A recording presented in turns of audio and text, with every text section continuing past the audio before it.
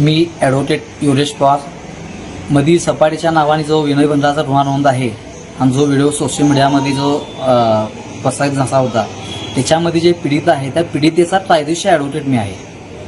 आज सुधीर ठळक नामक कोणी तर नेते आहेत शरद पवार गटाचे, शरद पवार गटाचे जे नेते आहेत त्यांची स्टेटमेंट अशी आहे की ती हनी टॅप होता, पीडितेचा जे आहे ते हनी टॅप होता।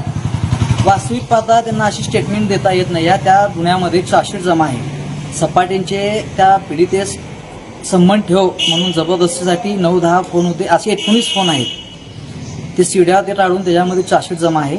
असं असतानाही त्या पीडितेची बदनामी व्हावी, पीडितेच्या बाबतीत समाज माध्यमामध्ये चुकीचा मेसेज जावा म्हणून सुधीर ठळक शरद पवार गटाचे जे अध्यक्ष आहेत ते सपाटींना पक्षात घेण्यासाठी पक्षाच्या आडून पीडितेची बदनामी करत आहेत।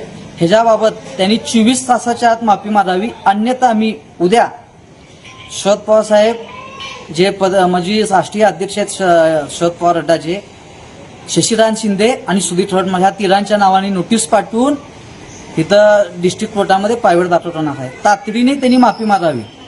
त्यांना माहीत आहे तो हानी टाप होता, सपाटीने त्या बाईवरती जबरदस्ती नसे, त्या घटनेच्या ठिकाणी ते होते ना तिथं एखाद्या पीडितेंना बदनाम करणं हे योग्य नाही आहे। ह्याने जर असे नेता म्हणून हिंडत असतील, हे नेते म्हणजे माता भगिनींची इज्जत म्हणजे हानी टाप वाढतंय। माता भगिनींच्या इज्जती बाबतीत त्यांना काही सुद्धा देणं नाही आहे। ही डेंड्याचे तातडीचे नेते आहेत म्हणून ह्यांना धडा शिकवण्यासाठी आणि हे सातत्याने शरद पवार साहेबांचं नाव घेत आहेत। शरद पवार साहेबांचं शरद पवार गटाचं नाव घेऊन पीडितेवरती दबाव टाकण्याचा यांचा प्रयत्न आहे।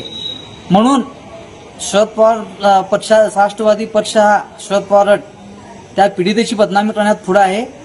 म्हणून राष्ट्रीय अध्यक्ष शरद पवार साहेब, शशिकांत शिंदे प्रदेशाध्यक्ष आणि इथं जे अध्यक्ष आहेत सुधीर ठळक यांना मी उद्या नोटीस पाठवून कोर्टात दावा दाखल करणार आहे। यांनी 24 तासाच्या आत माफी मागावी, अन्यथा पुढच्या कायदेशीर गोष्टीसाठी त्यांनी सज्ज असावं।